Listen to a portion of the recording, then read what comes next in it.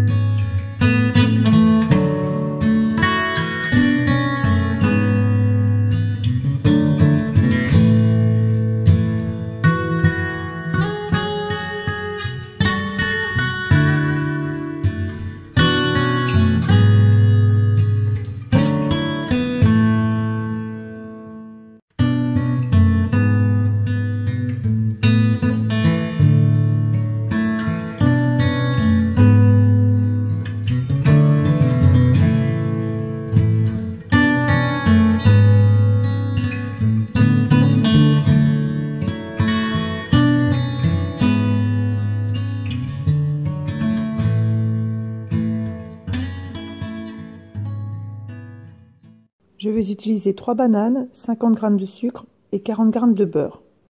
Je fais fondre du beurre dans une poêle chaude. J'y ajoute les bananes coupées en tranches et le sucre. Je poursuis la cuisson tout en remuant jusqu'à obtenir une belle caramélisation.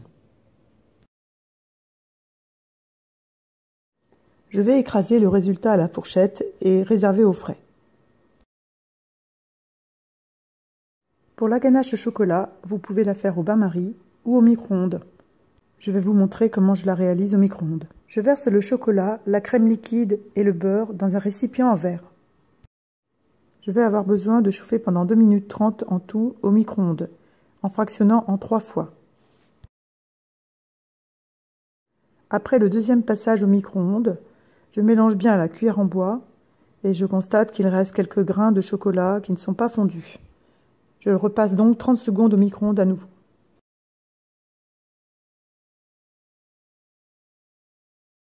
Là, je mélange bien et je constate que le résultat est très lisse et qu'il ne reste plus du tout de petits morceaux dans la ganache. Je peux donc verser le résultat dans le bol du robot et mettre le tout au réfrigérateur pendant 3 heures ou au congélateur pendant 1 heure. Je récupère ma ganache et je la bats au robot pour obtenir une mousse très ferme.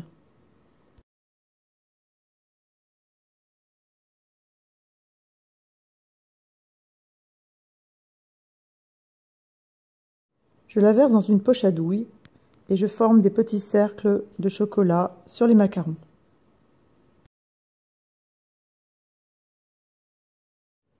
Puis je verse au centre une cuillerée de bananes caramélisées.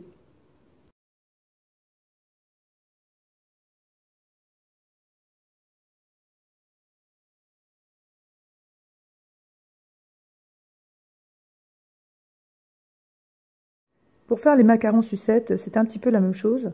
Je commence par la ganache au chocolat. Ensuite, je dépose le bâton de sucette. Ce sont des bâtons qu'on peut trouver en magasin spécialisé qui peuvent également servir à faire des pop-cakes.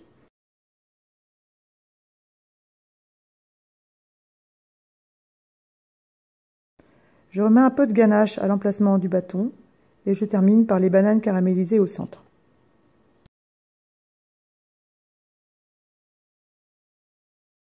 Je vais les mettre au frais pendant 1 heure. Pour le nappage, je vais faire fondre 100 g de chocolat au bain-marie. Puis je verse le chocolat fondu dans un petit bol. C'est une opération délicate. Il faut tremper doucement les macarons dans le chocolat fondu et laisser couler l'excédent de chocolat.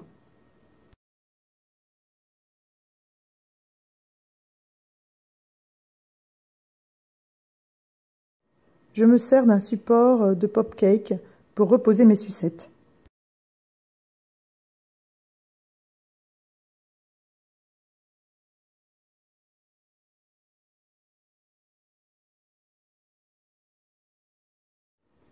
Après 1 nuit au réfrigérateur, mes macarons seront prêts à être dégustés. J'espère que vous avez apprécié cette vidéo et je vous dis à bientôt pour de prochaines aventures.